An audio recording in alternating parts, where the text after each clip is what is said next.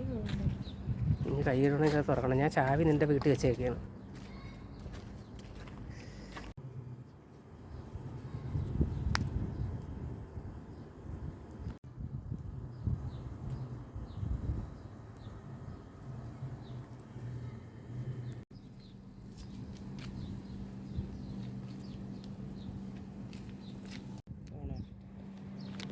കണ്ട ഈ ചെടിയുടെ ഈ ചെടിയുടെ വിത്ത് നിങ്ങൾ കണ്ടിട്ടുണ്ടോ? ഇത് എന്തെന്ന് പറയുന്നില്ല, പേര് ഞാൻ പറഞ്ഞോട്ടെ.